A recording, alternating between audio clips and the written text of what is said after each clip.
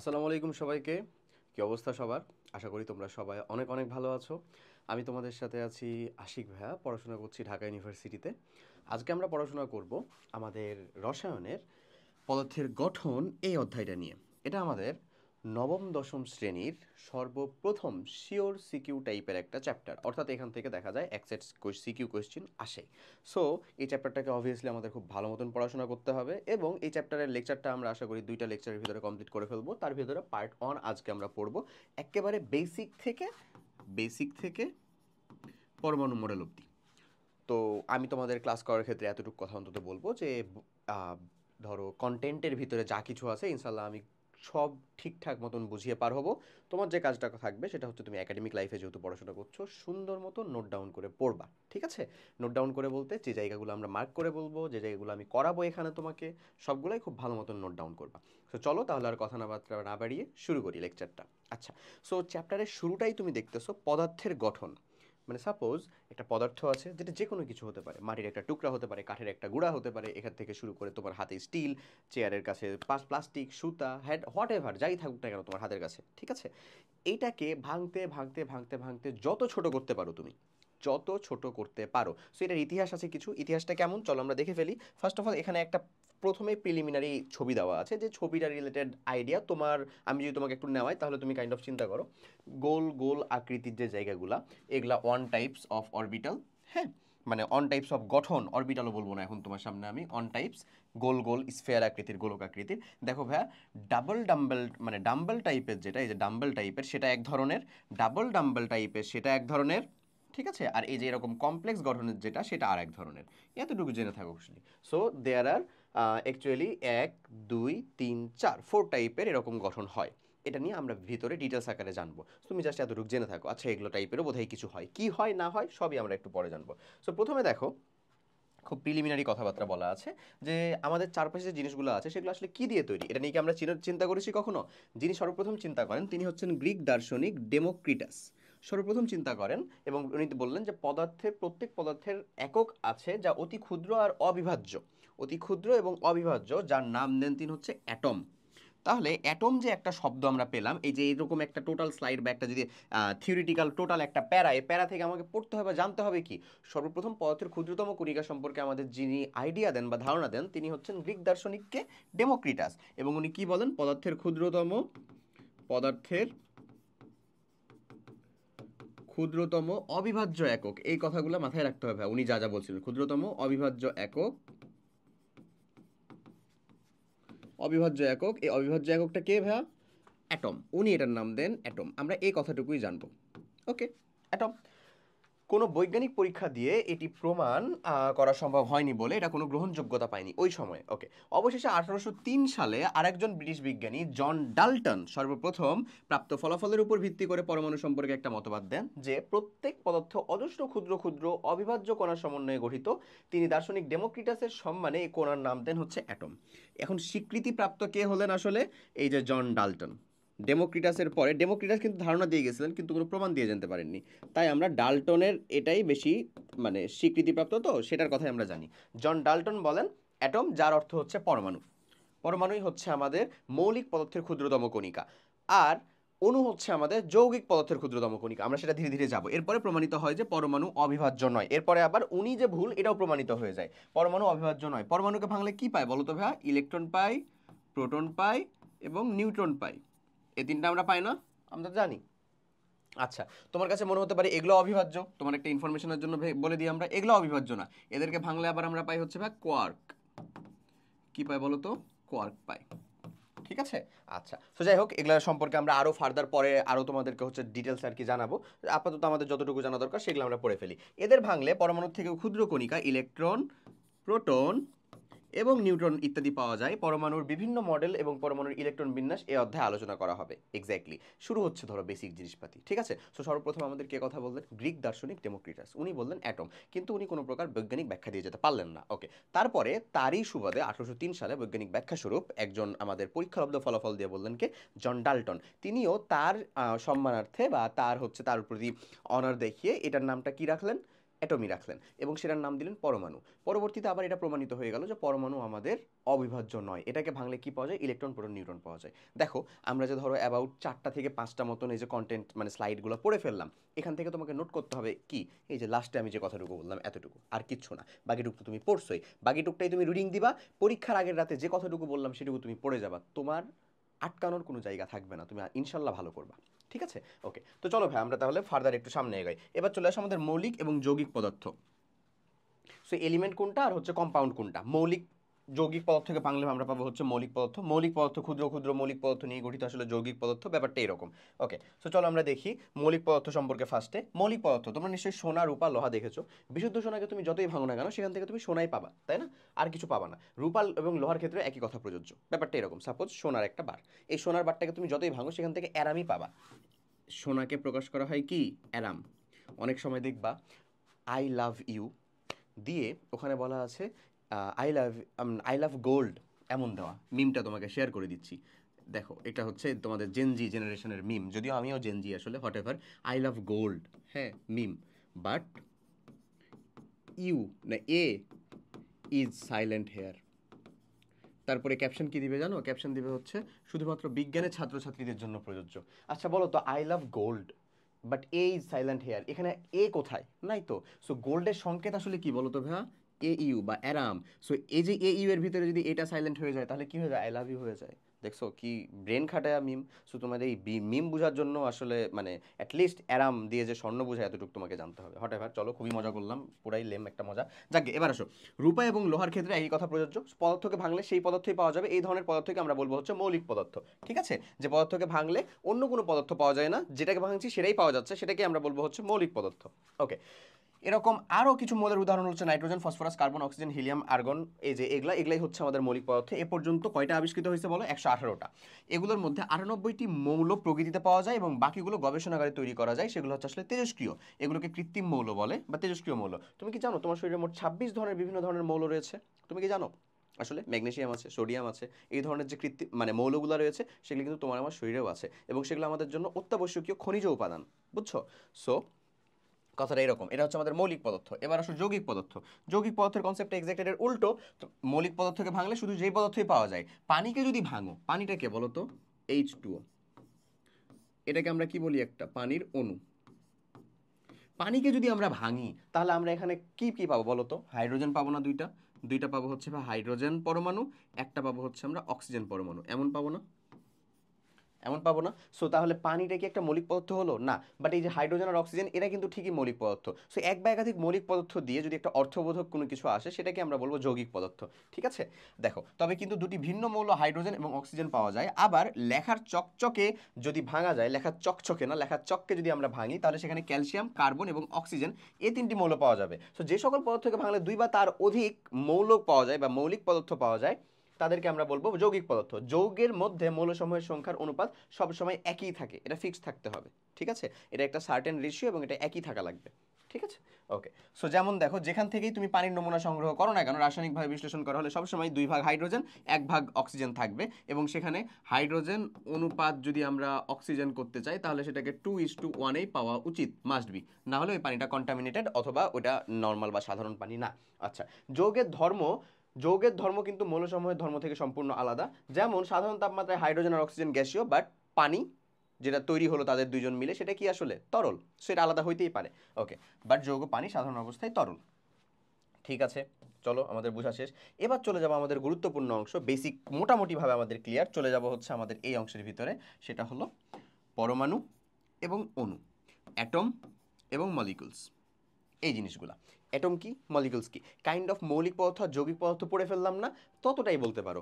পরমাণুকেই আমরা বলবো হচ্ছে সাপোজ মৌলিক, অণুকেই বলবো হচ্ছে আমরা ভাইয়া যৌগিক।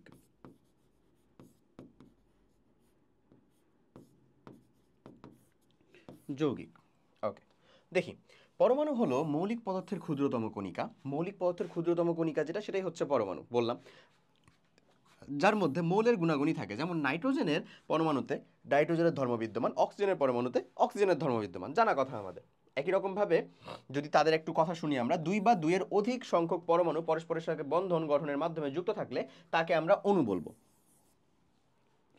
যৌগিক পদার্থের ক্ষুদ্রতম কণিকা অণু, এটাও তুমি বলতে পারো, নো প্রবলেম। আবার দুই বা ততোধিক পরমাণু যদি যুক্ত থেকে কোনো একটা রাসায়নিক বন্ধনের মাধ্যমে যুক্ত থাকে, তাহলে তাকেও আমরা কি বলতে পারি? অণু বলতে পারি। যেমন ধরো এই যে O2, এটা হচ্ছে অক্সিজেন অণু। এগুলো কিন্তু বিলিভ মি এই এসএসসি থাকাকালে ভালোই একটা প্যাচ লাগে। ও কি, O2 কি, কোনটার নাম কি বলবো? সো অক্সিজেনের অণু যেটা, এটা হচ্ছে খুব ভালো মতন বোঝো, এটা হচ্ছে O2। অক্সিজেনের পরমাণু যেটা, অক্সিজেন পরমাণু, সেটা কি আমাদের ও, শুধু ও। আচ্ছা, এখানে আমি তোমার ভিতরে এখন একটু ঝামেলা না, কনসেপ্টটা বেশি বিল্ড আপ করে ফেলি। সেটা হচ্ছে ধরো আমি যদি তোমাকে বলি যে হিলিয়ামের অণু কোনটা, হিলিয়ামের অণু, হিলিয়ামের হিলিয়ামের অণু, হিলিয়ামের অণু বললেও HE হবে, পরমাণু বললেও কি হবে বলো তো? HE হবে। ও কি দুই বা ততোধিকের সাথে যৌগ গঠন করে? না, এটাও কি হবে? HE হবে। ঠিক আছে, আমি যদি এরকম ভাবে তোমাকে বলি আমাদের সালফারের অণু কয়টা বা ফসফরাসের অণু কয়টা? ফসফরাসের নাম শুনছি না ভাই আমরা? ফসফরাসের অণু সংখ্যা কয়টা? ফসফরাস, ফসফরাস যদি আমরা চিন্তা করি পরমাণু, ফসফরাস পরমাণুর কথা যদি আমরা চিন্তা করি, তাহলে সেটা হবে হচ্ছে আমাদের জন্য পি, ফসফরাসের পরমাণু। বাট ফসফরাসের অণু এটা কিন্তু P2 না ভাইয়া। কি দেখবা? ফসফরাসের অণু হয় হচ্ছে P4, এটা P4 আকারে থাকে, সেটা তোমাকে জানতে হবে। ঠিক আছে, ঠিক একই রকম ভাবে আমি তোমাকে আরেকটা ইনফরমেশন দিয়ে দিই। সালফার, সালফার এর অণুটা আগে দিই। হ্যাঁ, অক্সিজেনের যেমন O2, সালফারের এটা কি S2 না S8, এ আবার অষ্টাতলকীয়, মানে 8টা করে থাকতে পছন্দ করে। পরমাণু কোনটা বলো তো? সিম্পল সালফার, পরমাণু সিম্পল সালফার। দেখো এই যে কয়টা ইনফরমেশন তুমি জানলা না, খুব ভালো মতন করে তুমি তোমার খাতার ভিতরে নোট ডাউন করে ফেলবা। ঠিক আছে, ওকে। সো আশা করি বুঝতে পারছি আমরা যতটুকু পর্যন্ত এখন অবধি করলাম। তাহলে আমাদের মৌলিক পদার্থের যে ক্ষুদ্রতম কণিকা, একেবারে সব থেকে ছোট যে কণিকা, সেটাকে আমরা বলবো হচ্ছে পরমাণু। আর দুই বা ততোধিক পরমাণু মিলে যখন একটা রাসায়নিক বন্ধনের মাধ্যমে যুক্ত থাকবে, সেটাকে বলবো আমরা হচ্ছে অণু। এমন। তো এখন কথা হলো, তাহলে পরমাণুকে যদি আমরা ভাঙি, তাহলে আর কোনো ক্ষুদ্রতম একক পাবো না, ইলেকট্রন প্রোটন নিউট্রন কিছু কণা পাবো। কিন্তু যদি আমরা অণুকে ভাঙি, তাহলে আমরা কি পাবো বলো? পরমাণু পাবো প্রথমে, তারপরে পরমাণুকে ভাঙলে তো আর কি ওইটা। সো আমরা অণুকে বলতে পারি যৌগিক পদার্থের ক্ষুদ্রতম কণিকা, বা মৌলিক পদার্থ একত্রিত হয়ে যেটা তৈরি হয় সেটা অণু বলতে পারি। মৌলিক পদার্থের ক্ষুদ্রতম কণিকাকে বলতে পারি হচ্ছে পরমাণু। এই হচ্ছে মুদ্রা কথা এখানকার। এখন তোমাকে আমি কয়েকটা ধরনের উদাহরণ দিয়ে দেখিয়ে দিলাম। কারণ হিলিয়ামের অণু আর পরমাণু এক কেন বলো তো? কারণ তো নিষ্ক্রিয় গ্যাস, ও তো আমার কারোর সাথে বন্ধন গঠন করে থাকে না। সো ও আমার একক অবস্থাতেই, সেটাকে আমরা অণুও বলতে পারি, সেটাকে আমরা পরমাণুও বলতে পারি। ক্লিয়ার? ওকে। অক্সিজেন পরমাণুর সাথে যুক্ত হয়ে একটি কার্বন ডাইঅক্সাইড অণু গঠন করে, যেটা এই যে কার্বন ডাইঅক্সাইড, এটা কি আসলে একটা অণু। এখানে পরমাণু কে কে আছে? পরমাণু কে কে আছে? এখানে পরমাণু আছে হচ্ছে কার্বন একটা, অক্সিজেন দুইটা। এই হচ্ছে এখানকার কথা। ভিন্ন ভিন্ন মৌলের পরমাণু পরস্পর যুক্ত হলে তাকে যৌগের অণু বলে, যৌগের অণু বলে, যেমন কার্বন ডাইঅক্সাইড। ওকে, এরপরে চলে আসো মৌলের প্রতীক। এটা আমাদেরকে জানতে হবে, কারণ আমরা তো রসায়নের ধারাটা কেবল শুরু করতেছি।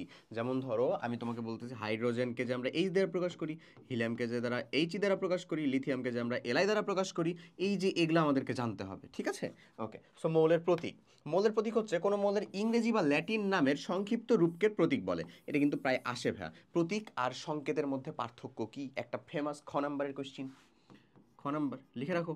প্রতীক, আমরা পড়বো, প্রতীকও পড়বো, সংকেতও পড়বো। প্রতীক ও সংকেতের মধ্যে পার্থক্য কি? এর মধ্যে পার্থক্য কি?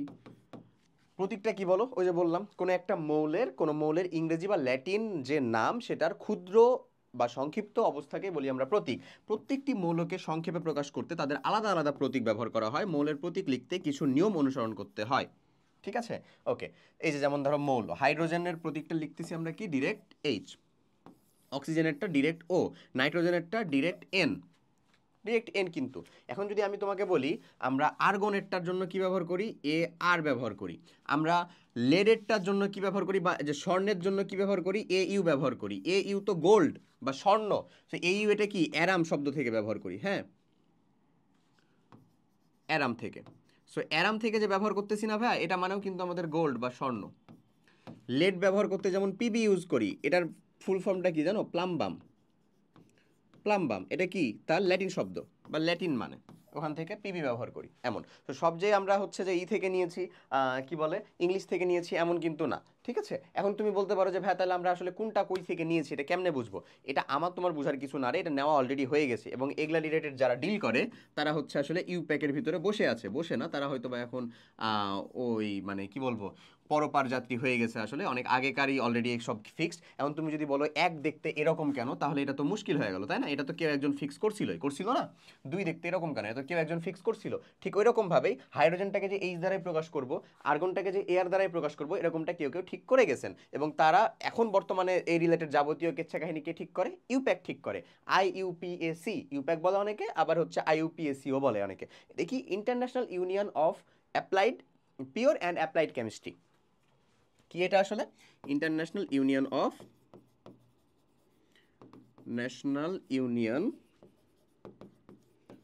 Of pure and applied chemistry. এরা বর্তমানে সবকিছু ঠিক করে, রসায়ন বিষয়ক। হ্যাঁ, অ্যাপ্লাইড কেমিস্ট্রি, এই। ওকে, সো মোর দ্যান ইংরেজি নামের প্রথম অক্ষর দিয়ে নিতে হবে। যদি একাধিক চলে আসে তাহলে প্রথম অক্ষরের সাথে আরেকটা যে অক্ষরটা খুব বেশি সিগনিফিক্যান্ট বা খুব বেশি প্রভাব ফেলতেছে তাকে দিয়ে প্রকাশ করা হয়, এবং প্রথম অক্ষরটা মাস্ট বি বড় হাতের অক্ষর হইতে হবে। ওকে, এরপরে দেখো এই যে যেমন কার্বন, ক্লোরিন, ক্যালসিয়াম। ক্লোরিনে Cl নিছি না আমরা, কারণ অলরেডি সি নিয়ে নিছি এক জায়গাতে, সো এখানে আমরা Cl নিয়েছি, যেখানে সেটা আর কি বেশি করবে, মানে কি বলবো, যে সেটা বেশি সিগনিফিক্যান্ট। ঠিক একই রকমের ক্যালসিয়ামে Ca দ্বারা প্রকাশ করতেছি। এরকমভাবে কোবাল্ট বলো, ক্যাডমিয়াম বলো, ক্রোমিয়াম বলো, এদেরকে কি প্রকাশ করতেছি? কোবাল্টকে CO, ক্যাডমিয়ামকে CD, ক্রোমিয়ামকে Cr। দেখো প্রত্যেকটাই কিন্তু সি, সো সবগুলা তো কিন্তু আমরা সি দ্বারা প্রকাশ করতাম না। তুমি প্রশ্ন করতে পারো ভাই কার্বনকেই কেন শুধু সি দ্বারা প্রকাশ করলাম? আমি যদি চাইতাম তাহলে কি ক্লোরিনকে শুধু সি দ্বারা প্রকাশ করতে পারতাম না? অবভিয়াসলি পারতা, বাট এটা যে ঠিক করা সে ঠিক করে চলে গেছে, সো আমরা এখন এর ভিতরে চেঞ্জ নিয়ে আসতে পারি না, কারণ এটা ইউপ্যাক কর্তৃক স্বীকৃত হয়ে গেছে অলরেডি। এখন তার উপরে আবার কার্বনটা কিন্তু শুরুতে।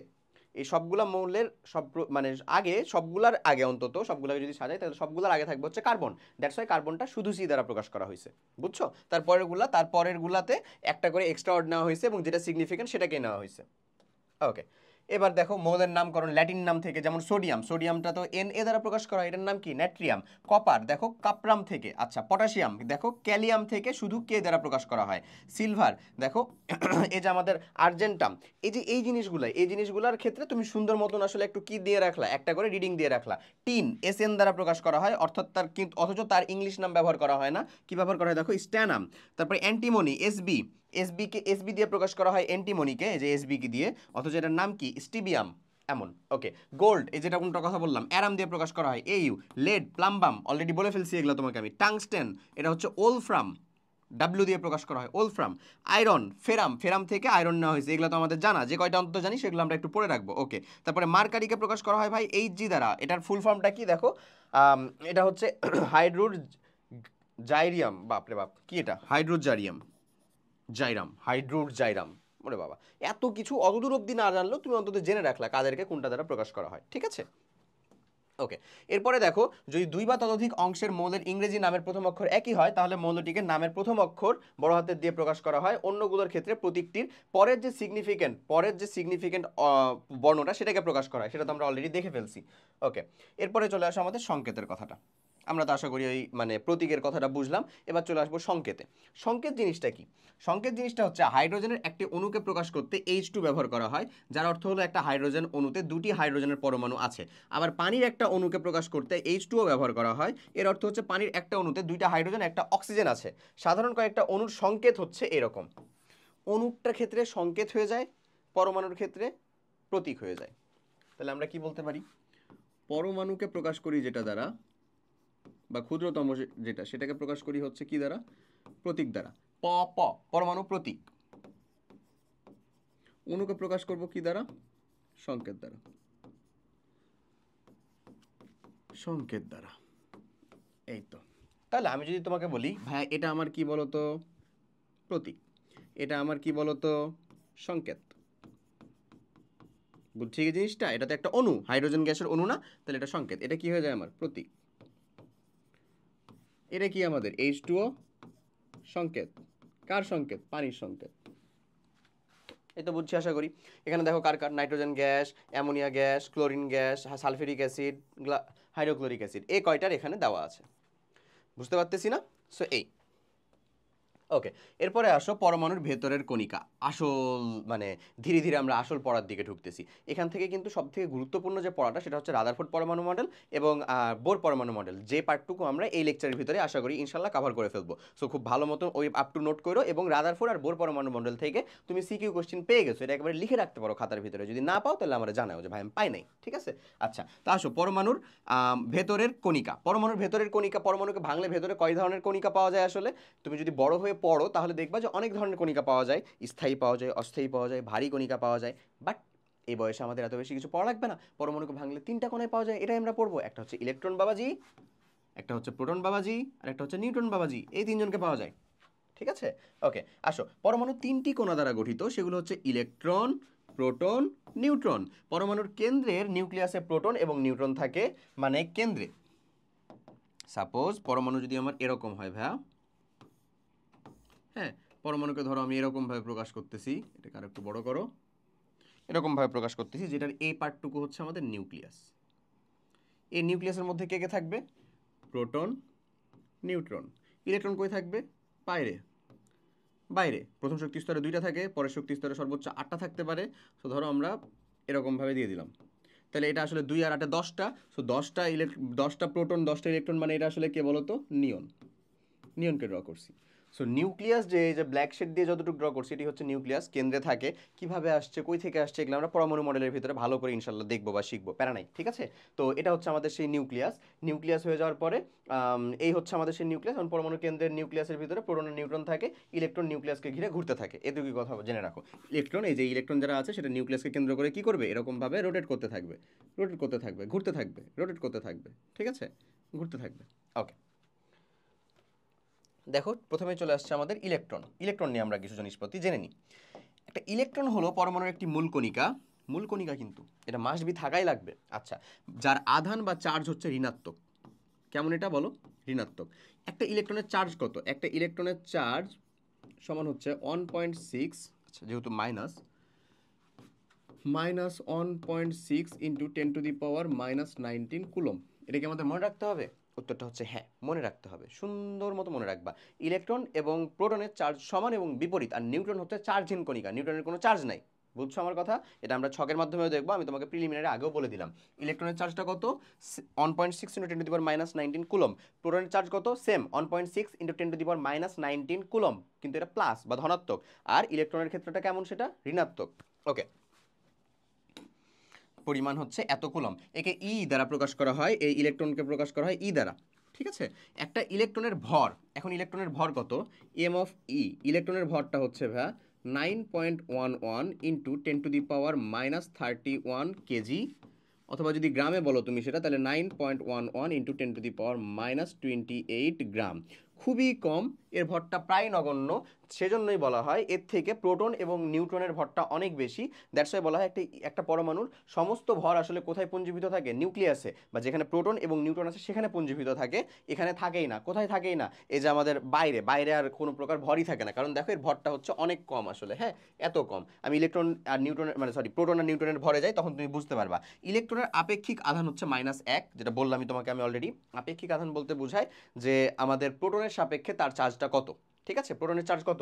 1.6 ইন্টু 10⁻⁻19 কুলম, বাট সেটা হচ্ছে প্লাস। সো এটাকে ওই তুমি প্রোটনের চার্জ দ্বারা ভাগ করে দাও, দেখো -1 উত্তর আসতেছে। আবার প্রোটনের চার্জকে যদি প্রোটনের চার্জ দ্বারা ভাগ করো তাহলে উত্তর কত আসবে? +1 উত্তর আসবে। সো এটা হচ্ছে প্রোটনের আপেক্ষিক চার্জ এমন। এবং ভর ও নিউট্রনের তুলনায় ভর প্রোটন এবং নিউট্রনের তুলনায় কত? 1840 গুণ কম। তো এটা হচ্ছে 1840 গুণ কম। হ্যাঁ, 1840 গুণ যদি এর সাথে করি আমরা বা বেশি করি, তাহলে সেটা যে ভরটা চলে আসে সেটাই হচ্ছে আমার একটা প্রোটন বা নিউট্রনের ভর। প্রোটন আর নিউট্রনের ভর প্রায় কাছাকাছি, কিন্তু একই না, একটা 0.5-এর পার্থক্য আছে, ওটা আমি দেখাচ্ছি। তাই আপেক্ষিক ভর শূন্য ধরা হয়, মানে আপেক্ষিক ভর খুবই কম, দ্যাটস ওয়াই সেটাকে আপেক্ষিক ভর শূন্য ধরা হয়। সো ইলেকট্রন সম্পর্কে কয়েকটা ইনফরমেশন আমরা জানলাম। আমরা ইলেকট্রনের যে কাজটা প্রথমে জানবো সেটা হচ্ছে একটা মূল কণিকা। এটা পরমাণুর ভেতরে থাকে, বাট কেন্দ্রে না বা নিউক্লিয়াসে না। ওকে, নিউক্লিয়াসকে কেন্দ্র করে এটা ঘুরতে থাকে, অরবিটাল বা কক্ষপথের ভিতরে থাকে। আচ্ছা, এটা হচ্ছে ফার্স্ট ইনফরমেশন। সেকেন্ড ইনফরমেশন যেটা, সেটা হচ্ছে একটা ইলেকট্রনের আপেক্ষিক আধানটা কত? আপেক্ষিক আধান না, একটা ইলেকট্রনের চার্জ কত? -1.6 ইন্টু 10⁻⁻19 কুলম, যেটা আমরা অবভিয়াসলি আগেই লিখে ফেলছি। এর ভরটা কত? ইলেকট্রনের ভর হচ্ছে 9.1 × 10⁻28 গ্রাম অথবা 9.1 × 10⁻31 কেজি, যে কোনোটা দিয়ে প্রকাশ করতে পারি আমরা, ঠিক আছে? ওকে, এবার চলে আসে একই রকমভাবে আমরা প্রোটনে যাই। তাহলে প্রোটনের চার্জটা কত ভাই বলো তো? 1p বা প্রোটনের চার্জ যেটা, সেটাকে আমরা বলতে পারি 1.6 × 10⁻19 কুলম, সেম।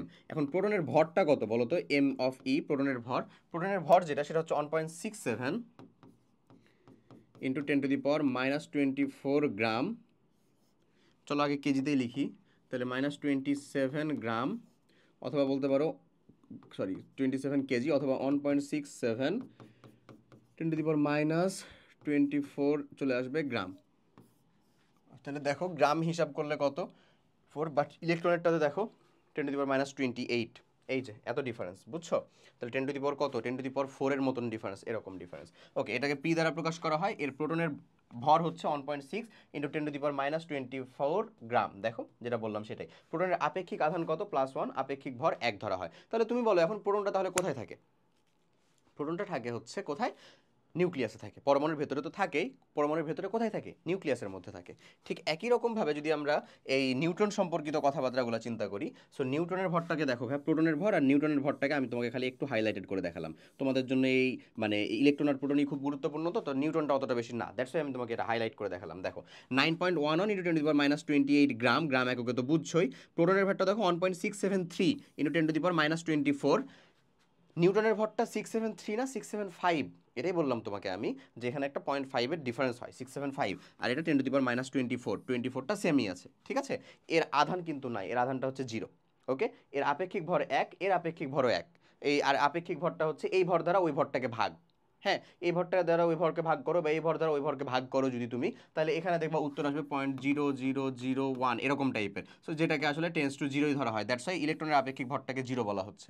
তো এর চার্জের পরিমাণটা দেখো কত? -1, যেহেতু আমরা এর চার্জটাকে আসলে প্রোটনের চার্জ দ্বারা ভাগ করি, ঠিক আছে? এখানে যে চার্জটা সেটাকে প্রোটনের চার্জ দ্বারা ভাগ করবো, তাহলে পাবো হচ্ছে -1।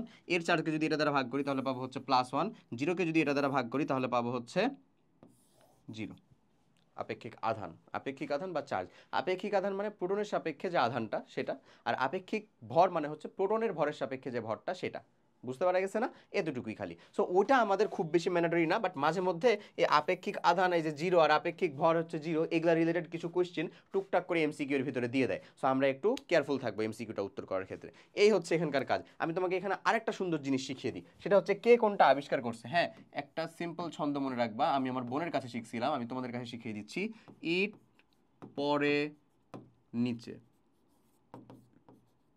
মনে করে নাও কেউ তোমাকে ভালোবেসে উপর থেকে একটা ইটযুক্ত টব ছেড়ে দিছে, পড়তেছে তোমার মাথার উপরে নিচে, কিছুক্ষণ পরে তুমি পটল তুলবা। তো ধরে নাও তখন এটাকে আমরা কেউ একজন দেখে বলতেছে আরে ইট পরে নিচে। তো ঠিক সেরকমই ইট পরে নিচেতে ইট থেকে কি ইলেকট্রন, ই থেকে ইলেকট্রন ভাই, বুঝতেছো? এটা মানে কি ইলেকট্রন, ইলেকট্রন, এবং ট থেকে হচ্ছে ভাই থমসন, যে থমসন আবিষ্কার করছিলেন হচ্ছে ইলেকট্রন। বোঝা গেছে না? আচ্ছা, পরে থেকে হচ্ছে প্রোটন, প থেকে প্রোটন, রে থেকে হচ্ছে ভাই রাদারফোর্ড। রাদারফোর্ড আবিষ্কার করছিলেন হচ্ছে কি বলতো? রাদারফোর্ড আবিষ্কার করছিলেন আমাদের প্রোটন। নিচে নিউটনটা তাহলে কি আবিষ্কার করছে? চ্যাডউইক। নিউটনটা আবিষ্কার করছিলেন হচ্ছে চ্যাডউইক। চ্যাডউইক, এই হয়ে গেল টোটাল কথা। বুঝা গেছে? কে কার আবিষ্কারক সেটাও তোমাকে আমি শিখাই দিলাম। ওকে, আশা করি বুঝতে পারছো এই অংশটুকু। চলো নিউটনের এই পার্টটা দেখে ফেলি। নিউটন হলো পরমাণুর আকারের একটা মূল কণিকা, যেটা নিয়ে আমরা কথা বলছি, যার আধান বা চার্জ নেই, বাট ভর ঠিকই আছে, এবং আপেক্ষিক ভর এক একক। এটাকে নিয়ন দ্বারা প্রকাশ করা হয়, এবং এর ভর প্রোটনের ভরের সামান্য বেশি। নিউটনের আপেক্ষিক আধান 0 আর আপেক্ষিক ভর হচ্ছে 1 ধরে নেওয়া হয়, বললামই তো এগুলো কথা। ওকে, সো তারপরের অংশটা আমাদেরকে দেখা লাগবে হচ্ছে পারমাণবিক সংখ্যা। পারমাণবিক সংখ্যাটা কি, কিভাবে আসলো, কার কত।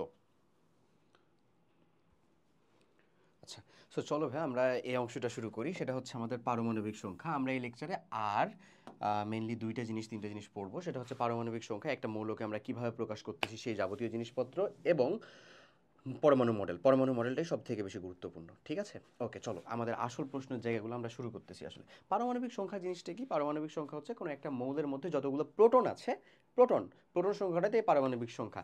এবং নর্মালি বা সাধারণত আমাদের মৌলগুলো হয় হচ্ছে চার্জ নিরপেক্ষ। সো যতগুলো প্রোটন থাকে নিরপেক্ষ অবস্থায় ততগুলো ইলেকট্রনও থাকে। সো ইলেকট্রন সংখ্যা, পারমাণবিক সংখ্যা বা প্রোটন সংখ্যা তিনটা জিনিসই আসলে সমান থাকে, ইকুয়ালি থাকে। বাট আমরা জানি ইলেকট্রনটা আদান বা প্রদান করা সম্ভব হয়। ইলেকট্রন যদি কেউ ত্যাগ করে দেয় তাহলে সে নর্মালি প্লাস চার্জে আধান মানে চার্জিত হয় বা আয়নিত হয়। আর যদি কেউ ইলেকট্রনটাকে গ্রহণ করে তাহলে সে নেগেটিভ চার্জে আয়নিত হয়। তো ইলেকট্রনটা কম বেশি হতে পারে, বাট পারমাণবিক সংখ্যাটা রাসায়নিক বিক্রিয়াতে ফিক্স থাকে। নিউক্লিয়ার বিক্রিয়াতে পারমাণবিক সংখ্যাও চেঞ্জ বা পরিবর্তন হতে পারে। সেগুলো পরের কথা, সেগুলো অনেক মানে অনেক দূরের কথা। সেগুলো আমরা এইচএসসিতে শিখবো। মানে এখানেও কিছুটা আছে বাট অনেক পরে, তো সেগুলো নিয়ে পরে কথা বলবো। আসো দেখি কোনো মৌলের একটি পরমাণুর নিউক্লিয়াসে উপস্থিত প্রোটন সংখ্যাটাকে ওই মৌলের পারমাণবিক সংখ্যা বলে। যেমন হিলিয়ামে পারমাণবিক মানে প্রোটন সংখ্যা কয়টা আছে? 2টা। দ্যাটস ওয়াই সেটাকে আমরা বলি তার পারমাণবিক সংখ্যা কত? 2। আবার অক্সিজেনে কয়টা প্রোটন আছে? 8টা। দ্যাটস ওয়াই তার পারমাণবিক সংখ্যা হচ্ছে 8। কোনো পরমাণুর পারমাণবিক সংখ্যা দ্বারা ওই পরমাণুকে চেনা যায়। পারমাণবিক সংখ্যা 1 হলে ওই পরমাণুটি হচ্ছে হাইড্রোজেন, 2 হলে সেটা হয় হচ্ছে হিলিয়াম। ঠিক আছে? পারমাণবিক সংখ্যা 9 হলে ওটা হয়ে যায় ফ্লোরিন, 10 হলে হয়ে যায় হচ্ছে নিয়ন। প্রোটন সংখ্যা বা পারমাণবিক সংখ্যাকে জেড দ্বারা প্রকাশ করা হয়। এটা খুব গুরুত্বপূর্ণ একটা ইনফরমেশন এবং খুব ভালো মতন মাথায় রাখবা। প্রোটন সংখ্যা বা পারমাণবিক সংখ্যাকে কি দ্বারা প্রকাশ করা হয়? জেড দ্বারা। ওকে। যেহেতু প্রোটন প্রত্যেকটা পরমাণুরই চার্জ নিরপেক্ষ, অর্থাৎ মোট চার্জ বা আধান শূন্য, তাই পরমাণুর নিউক্লিয়াসে যে কয়টি প্রোটন থাকে নিউক্লিয়াসের বাইরে ঠিক সে কয়টি ইলেকট্রনও থাকে, যে কথাটা অলরেডি আমি তোমাকে বলে দিছি। সো বুঝে গেছো আশা করি। ঠিক আছে, এরপরেই চলো আমাদের গুরুত্বপূর্ণ আরেকটা জিনিস, সেটা হচ্ছে ভর সংখ্যা বা মাস নাম্বার। ভর সংখ্যা, পারমাণবিক সংখ্যা বুঝলাম, আরেকটা মৌলের একটা হয় হচ্ছে ভর সংখ্যা। ওই জিনিসটা কি? ভর সংখ্যা হচ্ছে প্রোটন সংখ্যা এবং নিউট্রন সংখ্যা যতগুলো আছে সেটা যোগফল বা কোনো একটা মৌলের ভর। যেমন ধরো আমি তোমাকে একটা সিম্পল উদাহরণ দিই, সোডিয়াম বা ধরো হাইড্রোজেন বা আরেকটা ধরো আমরা অক্সিজেন নেই, যেটা জানাশোনা। অক্সিজেনের পারমাণবিক সংখ্যা কত বলো তো ভাই? 8। বাট অক্সিজেনের একটা মৌলের ভর কত গ্রাম বলো তো ভাই? 16 গ্রাম না? নর্মালি 1 থেকে 30 পর্যন্ত তো এটা ডাবল হয় আমরা দেখি। সো 16 গ্রাম। সো এই 16 গ্রামটাই হচ্ছে অক্সিজেনের জন্য ভর সংখ্যা, মাস নাম্বার, ভর সংখ্যা। কনসেপ্টটা বুঝতেছো? এটা হয় হচ্ছে ভর সংখ্যা। এই যে 8 আর 16, তাহলে এখান থেকে যদি আমরা আসলে ক্যালকুলেশন করি তাহলে কি এটা বলতে পারি না যে এটার আমার হচ্ছে আসলে এটা আমাদের মানে পারমাণবিক সংখ্যা তো 8, ভর সংখ্যাটা হচ্ছে পারমাণবিক সংখ্যা এবং নিউট্রন সংখ্যার যোগফল। আবার বলি, ভর সংখ্যা হচ্ছে পারমাণবিক সংখ্যা, কোনো একটা মৌলের পারমাণবিক সংখ্যা এবং নিউট্রন সংখ্যার যোগফল। কোনো মৌলের, আমি ওখানেও দেখাবো তোমাকে, কোনো মৌলের পারমাণবিক সংখ্যা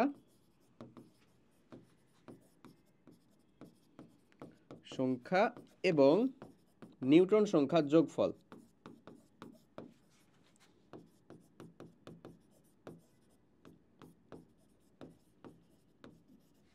এটাই কি আসলে ভাই বলো? ভর সংখ্যা। ভর সংখ্যাকে প্রকাশ করা হয় হচ্ছে ভাই এ দ্বারা। এ দ্বারা ভর সংখ্যাকে প্রকাশ করা হয়। আচ্ছা, ভর সংখ্যার আরেকটা নাম আছে, খুব গুরুত্বপূর্ণ নাম, সেটা হচ্ছে নিউক্লিয়ন সংখ্যা। নিউক্লিয়ন নিউক্লিয়ন সংখ্যা। এই হয়ে গেল বেশ কয়েকটা কনসেপ্ট এখান থেকে। চলো পরেরটা যদি দেখি, কোনো পরমাণুতে উপস্থিত প্রোটন সংখ্যা এবং নিউট্রন সংখ্যার যোগফলকে ওই পরমাণুর ভর সংখ্যা বলে। এগুলা কি আমরা বলে ফেলেছি না বলো তো ভাইয়া? এগুলো অলরেডি আমরা নোট ডাউন করে ফেলেছি। ভর সংখ্যাকে এ দ্বারা প্রকাশ করা হয়, এটাও বলে ফেলেছি। যেহেতু ভর সংখ্যা হলো প্রোটন সংখ্যা এবং নিউট্রন সংখ্যার যোগফল, কাজেই ভর সংখ্যা থেকে প্রোটন সংখ্যা বাদ দিলে যেটা থাকবে সেটাই হচ্ছে তার নিউট্রন সংখ্যা, সেটাই হচ্ছে নিউট্রন সংখ্যা।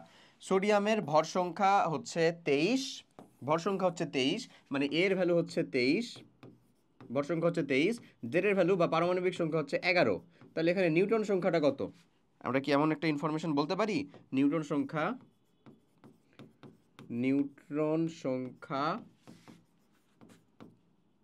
Is equals to J A minus Z? Obviously বলতে পারি। So 23 minus 11 which is equals to আসলে 12। সো এটা আসলে কি নিউটন সংখ্যা? 12। ওকে, এর নিউটন সংখ্যা হচ্ছে 12টা। ঠিক আছে, এরপরে কোনো পরমাণুর পারমাণবিক সংখ্যা পরমাণুর প্রতীকের নিচে বাম পাশে লেখা হয়। কিভাবে লেখা হয় এটা আমরা দেখাচ্ছি। প্রতীকের বাম পাশে উপরের উভয় দিকে লেখা হয়, সেটা হচ্ছে তার ভর সংখ্যা। সোডিয়ামকে কিভাবে প্রকাশ করা হয়েছে দেখে নাও, এই যে এরকম ভাবে এটাকে প্রকাশ করা হয়। আমি তোমাকে এটাকে আরো ইন ডিটেলস লিখে বুঝাচ্ছি, নো প্রবলেম, নো ইস্যুস। দেখো ধরে নাও এই যে এখানে এটা দেওয়া আছে এরকম ভাবে, ঠিক আছে? চলে আসো, আমি এটা এখানেই লিখে বুঝাচ্ছি। দেখো সুন্দর করে, এটা সোডিয়াম দেওয়া আছে না, আমরা এটাকে মনে করে নাও দিলাম হচ্ছে ভাই এক্স। আরও ইন ডিটেলস আমি হচ্ছে কনসেপ্ট সহ দেখাচ্ছি। এটা হচ্ছে এক্স। এক্স হচ্ছে যে কোনো একটা মৌল। এক্স মৌলের ক্ষেত্রে আমরা এখানে যেটাকে দিব এই যে এখানে যেটা দিব, হ্যাঁ, এই যে এখানে দিব হচ্ছে আমরা জেড নর্মালি, এখানে দিব হচ্ছে আমরা নর্মালি জেড, এখানে দিব হচ্ছে আমরা এ, এখানে দিব হচ্ছে আমরা প্লাস মাইনাস এন, এখানে দিব হচ্ছে আমরা ডি। আচ্ছা আমি একটু দেখি যে তোমাদের এই লেখাগুলো ফুটতেছে কিনা এখানে। হ্যাঁ আশা করি ফুটতেছে এবং দেখতে পাচ্ছ। ওকে, সো এখন কোনটা কি, চলো এটা বুঝে নিই যে আসলে কোনটা কি। এখানে এই জেড হচ্ছে আমার পারমাণবিক সংখ্যা, পারমাণবিক সংখ্যা বা প্রোটন সংখ্যা একই কথা না? পারমাণবিক সংখ্যা বা প্রোটন সংখ্যা।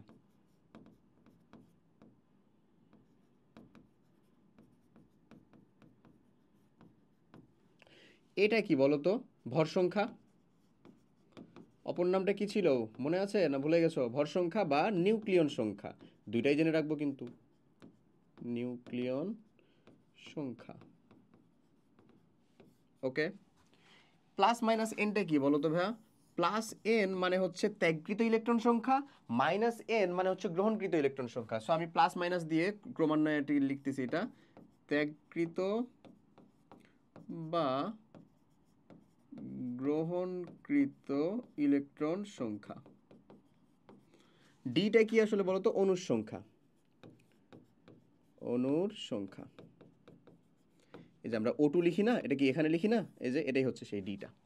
বুঝছো জিনিসটা? এই হয়ে গেল তোমার এখানকার ইন ডিটেলস কনসেপ্ট। সো এখান থেকে যদি এখন আমি তোমাকে বলি যে তাহলে নিউট্রন সংখ্যাটা কি হবে? নিউট্রন সংখ্যা, নিউট্রন সংখ্যাটা তাহলে কি হবে ভাই বলো তো?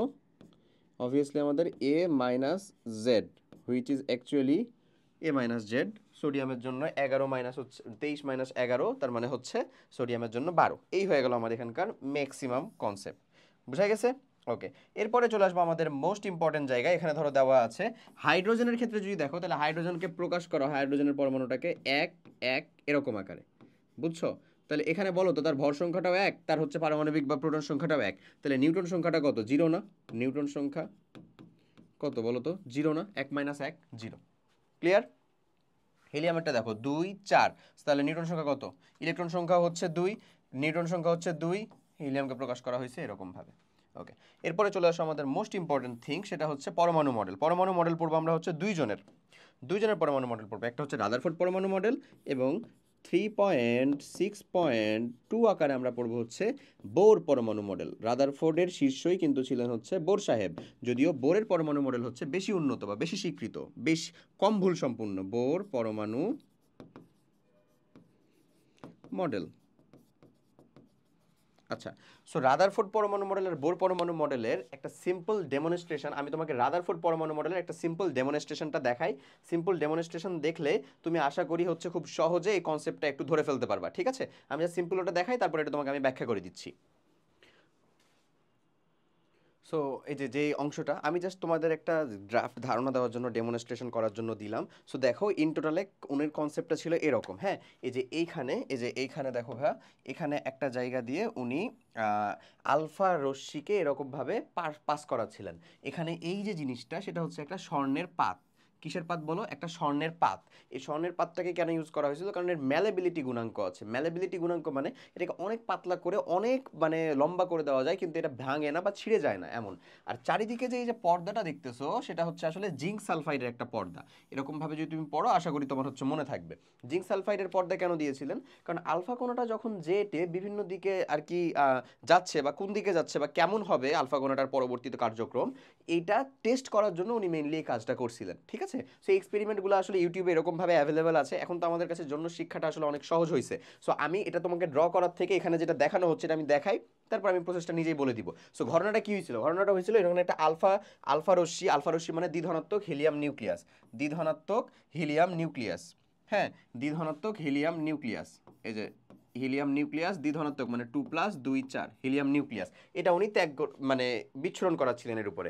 এখানে কি পর্দা এটা বললাম? জিঙ্ক সালফাইডের পর্দা। এটা কি? স্বর্ণ বা অ্যারাম দিয়ে উনি টেস্ট করে দেখতেছিলেন আসলে কি ঘটনা ঘটতেছে। তো দেখলেন অধিকাংশ কোণায় সুন্দর মতন চলে যাচ্ছে, কিছু কোণা বেঁকে যাচ্ছে। আমি ভিডিওটা চালু করলে দেখতে পাবা কিছু কোণা আসলে কি হচ্ছে ভাই বলো? বেঁকে যাচ্ছে। আর প্রায় 10,000-এ একটা কোণা একেবারে যেদিক বরাবর যাচ্ছে সেদিক বরাবরই ফেরত আসছে। ঠিক আছে কথাটা? তো চলো আমরা একটু দেখি বিষয়টা কি। প্রথমে পরিচয় করাই দিবে যে আসলে কোথায় কোন জিনিসপত্রটা আছে, হ্যাঁ? তারপরে আমরা আসলে বুঝতে পারবো। সো দেখো আল্টিমেটলি ব্যাপারটা ঘটনাটা ঘটাইতেছেন হচ্ছে আসলে কাইন্ড অফ এরকম একটা 3D মডেল এরকমভাবে উপস্থাপিত হচ্ছে, ঠিক আছে? তুমি এটা চাইলে ইউটিউবেই সার্চ দিয়ে দিতে পারবো, আমি সব থেকে সিম্পলেস্ট মানে ফরমেশনটা দেখালাম। এটা হচ্ছে আলফা কোণার উৎসটা বুঝাচ্ছে, রেডিও অ্যাক্টিভ সোর্স যেখান থেকে আসলে আমরা আলফা কোণা পাচ্ছি, ঠিক আছে? ওকে, দেখো দ্বিধনাত্মক হিলিয়াম নিউক্লিয়াসকে আলফা বলা হচ্ছে। সো আমি ওভারভিউ করে ফেলি আসলে যে গোল্ড ফয়েল এটা একটা স্বর্ণের পাতলা পুরুত্বযুক্ত পাত। ওকে, তারপরে জিঙ্ক সালফাইডের আমরা পর্দা দিছি চারপাশে, জিঙ্ক সালফাইডের যেন আমার প্রতিপ্রভা সৃষ্টি করতে পারে। এটা হচ্ছে একটা স্লিট যেন আমাদের রশ্মিটা একেবারে একবর্ণী হিসেবে যায়। ওকে, আচ্ছা, এরপরে চলে আসো, দেখো এই যে এক্সপেরিমেন্টটা আসলে টোটালি এরকম দিলাম, সবগুলাই হচ্ছে কাইন্ড অফ বেঁকে যাচ্ছে, বাট সবগুলাই হচ্ছে পাস করতেছে, কোনোটাই ব্যাক যাচ্ছে না, সবগুলাই পাস করতেছে। এবং এই যে এখানে এসে যখন লাগতেছে না, তখন আসলে স্পার্ক ক্রিয়েট করতেছে। কি ক্রিয়েট করতেছে বলো? জিঙ্ক সালফাইডের পর্দা দেওয়ার কারণ কি? কারণ এটা যে যাচ্ছে এটা তো আমি আর দেখতে পাবো না, খালি চোখে তার আলফা কোনো দেখা যায় না। ও যখন এখানে এসে লাগতেছে একটা স্পার্ক ক্রিয়েট হচ্ছে, তখন রাদারফোর্ড সাহেব উনি বুঝলেন যে আসলে এখানে যে এটা আলফা কোণাটা হিট করতেছে, তার মানে এখানে যে লাগতেছে, ব্যাপারটা এরকম, ঠিক আছে? ওকে, সো এই ঘটনা। এরপরে দেখো ডিটেক্ট করলেন, এখন এটার অবজারভেশনের কথা। সো অবজারভেশন আর আমার এখান থেকে দেখার দরকার নেই, অবজারভেশন আমরা হচ্ছে আমাদের পড়াশোনার ভিতর থেকে দেখা শুরু করব। সো আশা করি বুঝতে পারা গেছে জিনিসটা। রাদারফোর্ডের কাহিনী ছিল হচ্ছে এরকম, উনি এরকমভাবে টেস্ট টুস্ট করছিলেন। ওকে, দেখো উনি আসলে করছিলেন কি, চলো আমরা বুঝি। 1911 খ্রিস্টাব্দে বিজ্ঞানী রাদারফোর্ড পরমাণু গঠন সম্পর্কে একটা মডেল প্রদান করেন, এবং মডেলটা ছিল হচ্ছে এরকম যে পরমাণুর একটা কেন্দ্র রয়েছে, ওই যে যে কেন্দ্রটা মানে একটা মধ্যখানে একটা জায়গা রয়েছে, যে জায়গার জন্য সবগুলো দ্বিধনাত্মক হিলিয়াম নিউক্লিয়াস এদিক ওদিক বেঁকে যাচ্ছিল, যাকে নামকরণ হচ্ছে নিউক্লিয়াস। এই নিউক্লিয়াসের নামকরণ করাটাই হচ্ছে তার অন্যতম সার্থকতা। সার্থকতা, অন্যতম সার্থকতা মাথায় রাখবা, ঠিক আছে? যদি তার সার্থকতা আসে তাহলে প্রথম এবং প্রধান সার্থকতা দিবা হচ্ছে যে উনি নিউক্লিয়াসকে শনাক্ত করছিলেন বা নিউক্লিয়াসের নামকরণ করছিলেন। নিউক্লিয়াসের ভিতরে প্রোটন এবং নিউক্লিয়াসের বাইরে ইলেকট্রন অবস্থান করে, এটা উনি বলতে পারছিলেন। কোশ্চেন আসতে পারে কেন? দেখো ওনার অবজারভেশনটা দেখো, আমি যে আলফা কোণা দিলাম এই যে এটার ভিতর দিয়ে, এই যে এখানে যে স্বর্ণের পাতটা দিলাম, এটা দিয়ে দেখা যাচ্ছে না বেঁকে যাচ্ছে এমন। আলফা কোণার চার্জ কি ছিল রে? দ্বিধনাত্মক হিলিয়াম নিউক্লিয়াস বললাম না? তাহলে এটা কি আসলে ধনাত্মক চার্জযুক্ত না? তো ধনাত্মক চার্জযুক্ত এবং ধনাত্মক চার্জযুক্ত কারো জন্যই নিশ্চয়ই বেঁকে যাবে, নাহলে ঋণাত্মক চার্জযুক্ত হলে তো আকর্ষণ করে ফেলতো না? তাহলে সেম চার্জ তো একে অপরকে বিকর্ষণ করে, এটা তো আমরা জানি। সো দ্যাটস ওয়াই ধনাত্মক চার্জযুক্তর জন্যই বেঁকে যাচ্ছে। সেজন্য উনি বললেন যে যে কেন্দ্রে যে আছে যে নিউক্লিয়াসটা, সেটা আসলে ধনাত্মক চার্জযুক্ত। যেহেতু আপেক্ষিকভাবে ইলেকট্রনের ভর শূন্য ধরা হয়, কাজে নিউক্লিয়াসের ভিতরে অবস্থিত প্রোটন এবং নিউট্রনের ভরই পরমাণুর টোটাল ভরটাকে কি রিপ্রেজেন্ট করে। এটা হচ্ছে ওনার প্রথম কথা। দ্বিতীয় কথা, নিউক্লিয়াস অত্যন্ত ক্ষুদ্র, অল্প ছোট, অনেক ছোট্ট, ঠিক আছে? এবং পরমাণুর ভেতরে বেশিরভাগ জায়গায় আসলে কি ফাঁকা, এটাও তার একটা সেকেন্ড সার্থকতা। এটা হচ্ছে ওই যে এক্সপেরিমেন্টটা দেখলাম, ওটার পরে তিনি এরকম জাজমেন্ট দিলেন। সৌরজগতে সূর্যকে কেন্দ্র করে যেরকমভাবে ঘুরতে থাকে গ্রহগুলো, তেমনি নিউক্লিয়াসকে কেন্দ্র করে ইলেকট্রন বিভিন্ন কক্ষপথে ঘুরছে। এই যে উনি কক্ষপথগুলোকে নির্দিষ্ট করলেন না, এটা তার হচ্ছে একটা কি সীমাবদ্ধতা। এগুলো কিন্তু এখন সিদ্ধান্ত দিচ্ছে, এই সিদ্ধান্ত থেকে আমরা সীমাবদ্ধতা এবং সার্থকতাকে আলাদা করি। আসলে কোনো পরমাণুর নিউক্লিয়াস যে কয়টি প্রোটন থাকে, তার নিউক্লিয়াসের বাইরে সে কয়টি ইলেকট্রন থাকে, যেহেতু প্রোটন আর ইলেকট্রনের চার্জ একে অপরকে সমান এবং বিপরীত চার্জধর্মী, তাই পরমাণু হচ্ছে সামগ্রিকভাবে চার্জ শূন্য বা নিরপেক্ষ।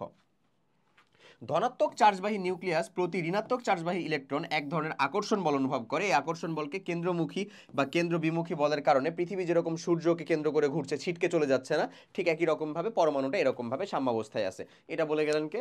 রাদারফোর্ড সাহেব। এতটুকু কথা। এই যে সৌরজগতের সাথে তুলনা, এগুলাই হচ্ছে তার সীমাবদ্ধতা। আমি আসতেছি সীমাবদ্ধতার ক্ষেত্রে। সো দেখো উনি আসলে ফরমেশনটা দিলেন হচ্ছে এরকম, যে এখানে নিউক্লিয়াস আছে এবং ইচ্ছা মতন কক্ষপথে ইলেকট্রনগুলো ঘোরাফেরা করছে। এটা হচ্ছে রাদারফোর্ডের পরমাণুর মডেল, যেটা হচ্ছে বোর পরমাণু মডেলের থেকে অবশ্যই কম উন্নত। বোর পরমাণু মডেল হচ্ছে বেশি গ্রহণযোগ্য। ওকে, এখন চলে আসো, রাদারফোর্ড পরমাণু মডেল সৌরজগতের সাথে তুলনা করা হয়েছে বলে এই মডেলটিকে সোলার সিস্টেম মডেল বা সৌর মডেল বলা হয়। তাহলে কার মডেলকে সৌর মডেল বলা হয়? রাদারফোর্ড পরমাণু মডেলকে। কেন? এই যে এটার কারণে, এই যে সূর্যকে কেন্দ্র করে যেমন পৃথিবী বা গ্রহ উপগ্রহ নক্ষত্রগুলো অন্যান্যগুলো ঘুরছে, ঠিক এরকম ভাবে রাদারফোর্ড বললেন যে নিউক্লিয়াসকে কেন্দ্র করে, এটা হচ্ছে নিউক্লিয়াস, একে কেন্দ্র করে বাদ বাকি ইলেকট্রনগুলো ঘুরতেছে। দ্যাটস ওয়াই এটাকে সৌর মডেল বলা হয়। আবার এই মডেলের মাধ্যমে বিজ্ঞানী রাদারফোর্ড সর্বপ্রথম নিউক্লিয়াস সম্পর্কে ধারণা দেন, এই মডেলটিকে নিউক্লিয়ার মডেলও বলা হয়। তাহলে রাদারফোর্ড পরমাণু মডেলের দুইটা আলাদা নাম কি কি? একটা হচ্ছে সোলার পরমাণু মডেল বা সোলার সিস্টেম মডেল, একটা হচ্ছে নিউক্লিয়ার মডেল। ওকে, এরপরে আসো রাদারফোর্ড পরমাণু মডেলের সীমাবদ্ধতা। এতক্ষণ যে কথাগুলো বললাম সেগুলো ছিল হচ্ছে স্বীকার্য, এখন এটার ভিতরে সীমাবদ্ধতা নাম্বার 1, কক্ষপথ সম্পর্কে কোনো নির্দিষ্ট ধারণা নাই। উনি বললেন ইচ্ছামতো কক্ষপথে ঘোরে। তো ইলেকট্রন যদি এরকম ইচ্ছা মতন কক্ষপথে ঘুরে তাহলে তো এরকম কোনো পরমাণুর মডেল আসলে কি বলবো মানে স্থায়ী হবে না, অবশ্যই বা একটা আরেকটা ইলেকট্রনের সাথে কি করতে পারে, ক্ল্যাশ করতে পারে, সেরকম ঘটনা ঘটতে পারে। সো এগুলো হচ্ছে তার সীমাবদ্ধতা। দেখো, রাদারফোর্ড সর্বপ্রথম নিউক্লিয়াস এবং ইলেকট্রনের কক্ষপথ সম্বন্ধে ধারণা দেন। তিনি সর্বপ্রথম এইটি গ্রহণযোগ্য পরমাণু মডেল প্রদান করলেও তার পরমাণু মডেলের বেশ কিছু সীমাবদ্ধতা ছিল। সেই সীমাবদ্ধতাগুলো কি? এই মডেল ইলেকট্রনের কক্ষপথের আকার, ব্যাসার্ধ, আকৃতি সম্পর্কে কোনো ধারণা দিতে পারেনি। এই যে আকার বা আকৃতি, পরমাণু মডেল সুনির্দিষ্ট কোনো আকার সম্পর্কে ধারণা দিতে পারলেন না, যে কিরকম ভাবে ঘুরে, গোলাকার, উপবৃত্তাকার, নাকি কিরকম ভাবে ঘুরে, এমন কোনো আকার মানে উনি আইডিয়া দিতে পারেননি। তারপরে সৌরজগতের যে নক্ষত্র এবং গ্রহ উপগ্রহের সিস্টেমটা, তারা হচ্ছে চার্জহীন। তাদের ভিতরে যে বলটা কাজ করে সেটা হচ্ছে মহাকর্ষ বল। মহাকর্ষ বল সর্বদাই আকর্ষণধর্মী বল, কখনো কি বিকর্ষণধর্মী হইতে পারে? উত্তরটা হচ্ছে না। কিন্তু কিন্তু যেটা আমাদের এই যে পরমাণুর ভিতরে বল আছে, সেখানে হচ্ছে সবল নিউক্লিয় বল আছে, তড়িৎচম্বকীয় বল আছে, দুর্বল নিউক্লিয় বল আছে। তো তুমি বলো, একটা চার্জহীন বস্তুর সাথে একটা চার্জযুক্ত বস্তুর তুলনা তো অপ্রাসঙ্গিক, যেটা উনি করে গেছেন। দেখো, সৌরজগতের গ্রহ উপগ্রহগুলো সামগ্রিকভাবে কোনো আধান বা চার্জ নেই, কিন্তু পরমাণুতে ইলেকট্রন বা নিউক্লিয়াসের আধান বা চার্জ আছে। কাজেই চার্জহীন সূর্য বা গ্রহগুলোর সাথে চার্জযুক্ত নিউক্লিয়াস এবং ইলেকট্রনের তুলনা করা হয়েছে, যেটা আসলে অপ্রাসঙ্গিক একটা ধারণা। ঠিক আছে, ওকে। এরপরে একের অধিক ইলেকট্রন বিশিষ্ট পরমাণুতে ইলেকট্রনগুলো কিভাবে নিউক্লিয়াসকে প্রদক্ষিণ করবে, এভাবে যদি ইচ্ছা মতন স্ক্যাটারিং করতে থাকে তাহলে তো একে অপরের সাথে ধাক্কা খেয়ে যাবে। এই রিলেটেড কোনো পিওর কনসেপ্ট সেখানে নাই। যেই সীমাবদ্ধতাগুলো বললাম এগুলো খুব ভালো মতন রাইট ডাউন করো, কারণ রাদারফোর্ড এবং বোর পরমাণু মডেলের ভিতরে তুলনা দিতে হলে অবশ্যই তোমার রাদারফোর্ড পরমাণু মডেলের কি বলবো সাফল্য এবং সীমাবদ্ধতা, বোর পরমাণু মডেলের সাফল্য এবং সীমাবদ্ধতা খুব ভালো মতন রাইট ডাউন করতে হবে। ঠিক আছে, ওকে, এটা কোনো ধারণা দেওয়া হয়নি এখানে। আচ্ছা, সো এই ছিল হচ্ছে তার এখন পর্যন্ত সবগুলাই। তারপরে আরেকটা খুব গুরুত্বপূর্ণ, সেটা হচ্ছে ম্যাক্সওয়েলের তত্ত্ব অনুযায়ী, ম্যাক্সওয়েলের তত্ত্ব অনুযায়ী যদি কোনো চার্জযুক্ত বস্তু কাউকে কেন্দ্র করে মানে অবিরাম ঘুরতে থাকে, তাহলে সে ক্রমশ চার্জ মানে শক্তি অপসারণ করতে করতে বা শক্তি হারাতে হারাতে নিউক্লিয়াস এসে পতিত হবে। এটা হচ্ছে ম্যাক্সওয়েলের থিওরি। কি বললাম আবার বলি আমি একটু। যদি কোনো চার্জযুক্ত বস্তু কোনো একটা নিউক্লিয়াসকে বা কাউকে কেন্দ্র করে ক্রমাগত ঘুরতে থাকে, তাহলে চার্জযুক্ত বস্তুটা ক্রমাগত শক্তি বিকিরণ করতে করতে নিউক্লিয়াসে এসে পতিত হবে। এমন সো নিউক্লিয়াসে এসে যদি পতিত হয়ে যায়, হ্যাঁ, তাহলে তো আমার নিউক্লিয়াস, প্রোটন, নিউট্রন একসাথে থেকে গেল, বা ইলেকট্রন সব একসাথে হয়ে গেল, তাহলে তো পরমাণু মডেলের কোনো অস্তিত্বই থাকলো না, রাদারফোর্ড পরমাণু মডেলের অস্তিত্ব, তাই না? তাহলে ম্যাক্সওয়েলের তত্ত্ব অনুযায়ী কিন্তু এই পরমাণু মডেলটাই বিলুপ্ত পেয়ে যায়। দেখো কি বলে তত্ত্ব অনুসারে, ইলেকট্রন নিউক্লিয়াসকে কেন্দ্র করে ঘূর্ণনের সময় ক্রমাগত শক্তি হারাতে থাকবে, ফলে ইলেকট্রনের ঘূর্ণনটা ছোট হতে থাকবে এবং এক সময় সেটি নিউক্লিয়াসের উপর পতিত হবে।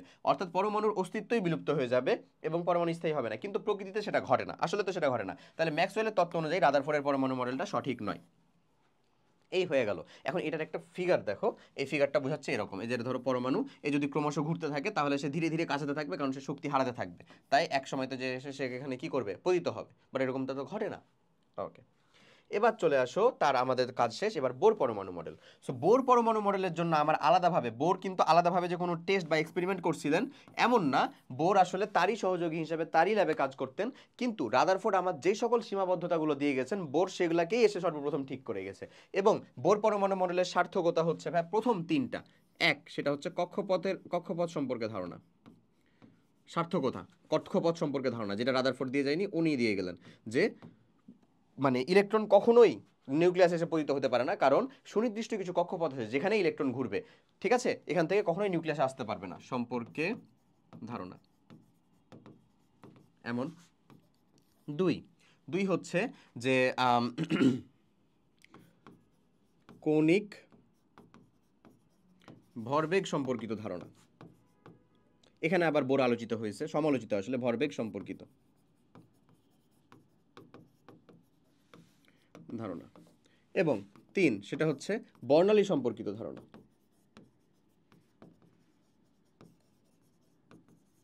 আচ্ছা, এই যে তিনটা উনি কাজ করে গেছিলেন, এগুলো হচ্ছে তার সার্থকতা। ওকে, চলো আমরা একটু দেখি বোর পরমাণু মডেল, রাদারফোর্ড পরমাণু মডেলের ত্রুটিগুলোকে সংশোধন করে 1913 সালে, তার 2 বছর পরে, বিজ্ঞানী নিলস বোর তার পরমাণু মডেলটি প্রদান করেন। এবং এই মডেল অনুযায়ী পরমাণু মডেলকে বোর পরমাণু মডেল বলা হয়।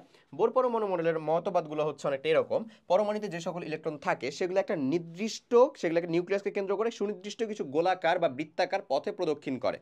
ঠিক আছে, ইচ্ছা মতো যে কোনো দিকে কক্ষপথে ঘুরতে পারে না, শুধু নির্দিষ্ট ব্যাসার্ধের কতগুলো অনুমোদিত বৃত্তাকার কক্ষপথে ঘুরে, যেগুলাকে আমরা বলি হচ্ছে অরবিট বা শেল বা শক্তি স্তর। কি বলি বলো? অরবিট, যেখানে ইলেকট্রন ঘুরে, বা শেল বা শক্তি স্তর। প্রধান শক্তি স্তর বা শক্তি স্তর। ওকে, অনুমোদিত কক্ষপথ বা প্রধান শক্তি স্তর বা কক্ষপথ বা শেল বা অরবিট বা স্থির কক্ষপথ বলে। স্থির কক্ষপথে ইলেকট্রন ঘোরার সময় ইলেকট্রনগুলোকে কোনরূপ শক্তি শোষণ বা বিকিরণ করে না। স্থির কক্ষপথে এন দ্বারা প্রকাশ করা হয়, মানে এন হচ্ছে আমার অরবিটকে এন দ্বারা প্রকাশ করা হয়। এন এর মান যদি হয় হচ্ছে আমাদের 1, তাহলে সেটাকে বলা হয় হচ্ছে কে শক্তি স্তর, কে শেল। এন এর মান যদি হয় হচ্ছে আমাদের 2, তাহলে এটাকে বলা হয় কে এল। এন এর মান যদি হয় হচ্ছে 3, তাহলে এটাকে বলা হয় এম। তারপরে এন এর মান যদি হয় হচ্ছে 4, তাহলে সেটাকে বলা হবে হচ্ছে এন। এরকম ভাবে এটা চলতে থাকে, কে এল এম এন ওপি এরকম ভাবে চলতে থাকে। দেখো এখানে এটা বলা আছে এন শক্তি স্তর ইত্যাদি। ওকে, এটা তার প্রথম মতবাদ আসলো। এরপরে বোর পরমাণু মডেল অনুযায়ী কোন শক্তি স্তরে ইলেকট্রন কৌণিক ভরবেগ এমভিআর, কৌণিক ভরবেগ এমভিআর, এটা মনে রাখতে হবে, কিছু করার নাই। এটা হচ্ছে একটা ইলেকট্রনের ভর, একটা ইলেকট্রনের বেগ এবং যে কক্ষপথে আছে তার ব্যাসার্ধ। এমভিআর সমান হবে হচ্ছে এনএইচ বাই টয়েস পাই। এটা বোর বলে গেছে, কিন্তু এটার জন্যই সে সমালোচিত হয়েছে বা উনি সমালোচিত হয়েছে। কিভাবে হয়েছে সেটা আমি বলতেছি। হ্যাঁ, এটা বলে গেছেন বোর সাহেব। কৌণিক ভরবেগ হবে হচ্ছে H by two pi. H হচ্ছে প্ল্যাঙ্কের ধ্রুবক, এইচ বাই টয়েস পাইয়ের সরল গুণিতকের সমানুপাতিক। তো সরল গুণিতকের জন্য সমানুপাতিক চিহ্নটা উঠিয়ে দিয়ে তখন এখানে এন চলে আসে, বা কক্ষপথ। এন হচ্ছে কি কক্ষপথ, এইচটা কি বলো প্ল্যাঙ্কের ধ্রুবক, পাই তো আমরা জানি 3.1416 প্ল্যাঙ্কের ধ্রুবক। এটা হচ্ছে 6.626 ইন্টু 10⁻⁻34 জুল সেকেন্ড, এমন। ঠিক আছে, আচ্ছা, এমটা তো বললামই ইলেকট্রনের ভর, ভি হচ্ছে ইলেকট্রনের বেগ, আর হচ্ছে ইলেকট্রনের মানে যে কক্ষপথ আছে সেটার ব্যাসার্ধ, N H by two pi. N তো হচ্ছে যততম শক্তি স্তরে আছে তত। ওকে, সেখানে এটা বলা হয়েছে, দেখো এম হচ্ছে ইলেকট্রনের ভর, আর হচ্ছে ইলেকট্রনের কক্ষপথ বা ব্যাসার্ধ যেখানে ঘুরতে সেটা, ভি হচ্ছে ইলেকট্রনের বেগ বা শক্তি মানে তার হচ্ছে গতিবেগ, এইচ হচ্ছে প্ল্যাঙ্কের ধ্রুবক 6.626 ইন্টু 10⁻⁻34 জুল সেকেন্ড, এন হচ্ছে যেই প্রধান শক্তি স্তরে আছে কততম শক্তি স্তরে সেটার মান 1 2 3 4 এমন হতে পারে। ওকে, এখানে এন শক্তি স্তরের মান কম, সেই শক্তি স্তর নিম্ন শক্তি স্তর, এবং যেই শক্তি স্তরে এন এর মানটা বেশি সেইটা শক্তি স্তর হচ্ছে উচ্চ শক্তি স্তর। এটা আমাদের জানার কথা। এরপরে আমরা চলে যাব হচ্ছে এখানকার গুরুত্বপূর্ণ অংশ। হ্যাঁ, এইটাতে এই যে বোর পরমাণু মডেলটা হচ্ছে কাইন্ড অফ এরকম ভাবে এটা থেকে কি বলা হলো, এই ফিগারটা থাকলে তুমি বুঝতে পারবা যে পরমাণু ঘোরার সময় কোনো প্রকার শক্তি শোষণ বা বিকিরণ করে না, তবে মানে কক্ষপথে থাকা পরমাণুগুলো শক্তি শোষণ করে উচ্চ শক্তি স্তরে যেতে পারে, শক্তি বিকিরণ করে নিম্ন শক্তি স্তরে আসতে পারে। সাপোজ এটা হচ্ছে নিউক্লিয়াস, এখান থেকে যদি সে এখানে আসে তাহলে উচ্চ শক্তি স্তর থেকে নিম্ন শক্তি স্তরে আসলো, শক্তি বিকিরণ করবে। লাইক হচ্ছে এই যে দেখো, এই যে উচ্চ শক্তি স্তর থেকে নিম্ন শক্তি স্তরে আসলো, শক্তি নির্গত হচ্ছে বা বিকিরণ হচ্ছে। আবার নিম্ন শক্তি স্তর থেকে দেখো ভাই উচ্চ শক্তি স্তরে গেল, তখন সেটাতে কি হচ্ছে শক্তি শোষিত হচ্ছে। তো উচ্চ শক্তি স্তর থেকে নিম্ন শক্তি স্তরে আসলে শক্তি বিকিরণ করে বা শক্তি ত্যাগ করে, শক্তি ছেড়ে দেয়। আবার নিম্ন শক্তি স্তর থেকে উচ্চ শক্তি স্তরে গেলে শক্তি কি করে, সে শোষণ করে। এই হচ্ছে এখানকার কথা। ঠিক আছে, কোনো প্রধান শক্তি স্তরে ইলেকট্রন ঘোরার সময় ইলেকট্রনের শক্তি শোষিত বা বিকিরিত হয় না, তবে নির্দিষ্ট মানে নিম্ন শক্তি স্তর থেকে উচ্চ শক্তি স্তরে গেলে শক্তি শোষণ হবে, উচ্চ শক্তি স্তর থেকে নিম্ন শক্তি স্তরে আসলে শক্তি বিকিরিত হবে। এবং এই বিকিরিত শক্তির পরিমাণ হচ্ছে H nu, E equals to হয় হচ্ছে এইচ নিউ, এটাকে কি বলতেছি আমরা nu, N E U, nu. আচ্ছা, নিউ সমান হচ্ছে এইচ সি বাই হচ্ছে ল্যামডা। এইচ হচ্ছে প্ল্যাঙ্কের ধ্রুবক, সি হচ্ছে আলোর বেগ, ল্যামডা হচ্ছে তরঙ্গ দৈর্ঘ্য, নিউ হচ্ছে কম্পাঙ্ক। এটা দিয়ে কি বোঝায় বলো, কম্পাঙ্ক। ল্যামডা দিয়ে কি বোঝায়, তরঙ্গ দৈর্ঘ্য। যখন পাবা তখন আরো ক্লিয়ার হবে আসলে সামনে কোশ্চেন সলভ হয়েছে। ওকে, এরপরে আসো, সি হচ্ছে আলোর বেগ, নিউ হচ্ছে শোষিত শক্তি বা বিকিরিত শক্তির কম্পাঙ্ক, ল্যামডা হচ্ছে তরঙ্গ দৈর্ঘ্য। ইলেকট্রন উচ্চ শক্তি স্তর থেকে নিম্ন শক্তি স্তরে আসার সময় আলো বিকিরণ করে, এবং সেটা যদি আমাদের দৃশ্যমান অঞ্চলের ভিতরে হয়, আমাদের দৃশ্যমান মানে আমরা আলো কোন রেঞ্জেরটা দেখতে পাই ভাই জানো, 380 থেকে 780 ন্যানোমিটারের যদি হয় তরঙ্গ দৈর্ঘ্য, তাহলে নর্মালি আমরা সেই আলোটাকে দেখতে পাই। সো আমাদের দৃশ্যমান অঞ্চলের ভিতরে হলে সেখানে আমরা একটা বর্ণালী দেখতে পাবো। ঠিক আছে, সেটাকে পারমাণবিক বর্ণালী বলে, অ্যাটমিক স্পেকট্রা, বর্ণালী, একটা বর্ণ সৃষ্টি হয়। ওকে, এবার বোর পরমাণু মডেলের সাফল্য, ওই যে তিনটার কথা বললাম না, এই তিনটাই হচ্ছে তার সাফল্য, যেগুলো নিয়ে অলরেডি আমরা আলোচনা করে ফেলছি।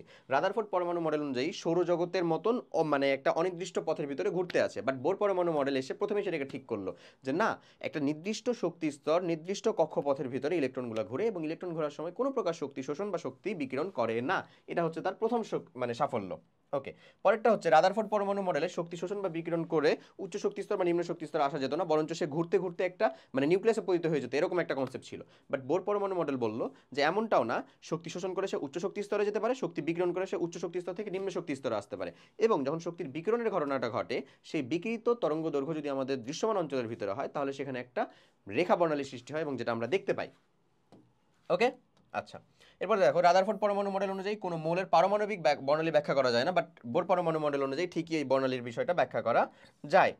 ওকে, এবার চলে আসো বোর পরমাণু মডেলের সীমাবদ্ধতা কি কি। বোর পরমাণু মডেলের সীমাবদ্ধতার ভিতরে প্রথম সেই সীমাবদ্ধতা বা ত্রুটি লক্ষ্য করা যায়, সেটা হচ্ছে এই যে এই ফর্মুলাটা যিনি উনি দিলেন mvr সমান nh/2s পাই, হ্যাঁ, এই ফর্মুলাটার কোনো ডেরিভেশন উনি দিলেন না।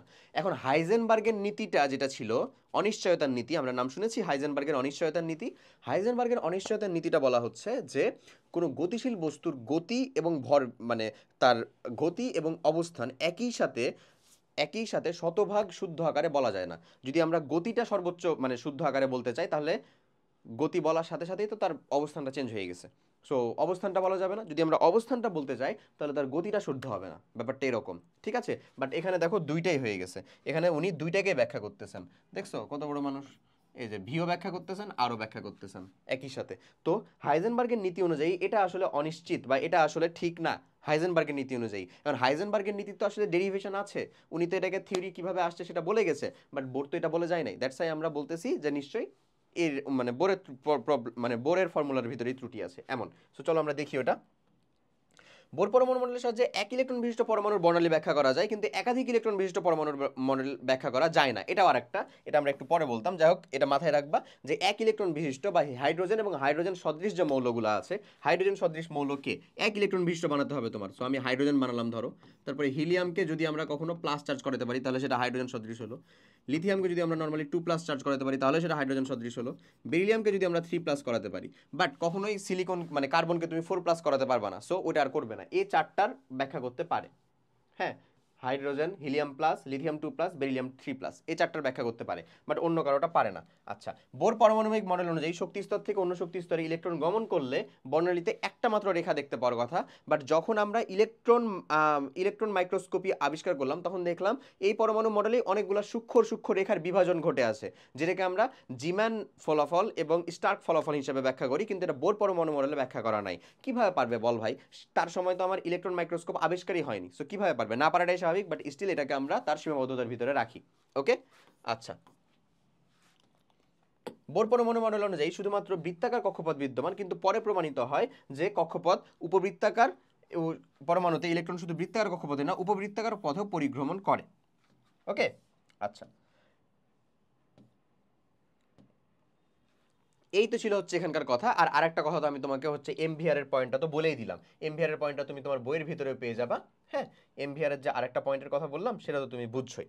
সো এই পার্টটুকুই, বোর পরমাণু মডেল এবং রাদারফোর্ড পরমাণু মডেলের সীমাবদ্ধতা সার্থকতা, এই দুই জিনিস ভালো মতন বুঝতে হবে, কোনটা রাদারফোর্ড পরমাণু মডেল, সৌরজগতের মতন মডেল কোনটা, হ্যাঁ, এই পার্টগুলো আমাদেরকে জানতে হবে। এখান থেকে একটা সিওর সিকিউ তুমি পাবা, ঠিক আছে, একেবারে লিখে রাখতে পারো। এই চ্যাপ্টার যদি থাকে এক্সামে তাহলে শিওর সিকিউ তুমি এখান থেকে পাবা। সো এরপরে আমাদের আসলে চলে আসতে হবে পরমাণু শক্তি স্তরের ইলেকট্রন বিন্যাস, যেটা আমরা পার্ট 2 এর ভিতরে কমপ্লিট করব, পার্ট 2 এর মধ্যে ইনশাল্লাহ কমপ্লিট করব, ঠিক আছে। তো সবাই অনেক ভালো থাকো, সুস্থ থাকো, আমাদের সাথেই থাকো, এবং যেভাবে ক্লাসগুলো কমপ্লিট করাচ্ছি সেভাবে আসলে করতে থাকো। ইনশাল্লাহ তোমার স্কুল পরীক্ষার ভিতরে প্লাস হচ্ছে বোর্ড পরীক্ষার ভিতরে ভালো একটা ফলাফল বের করে নিয়ে আসতে পারবো আমরা একসাথে, ঠিক আছে। ভালো থাকো, আল্লাহ হাফেজ, টাটা।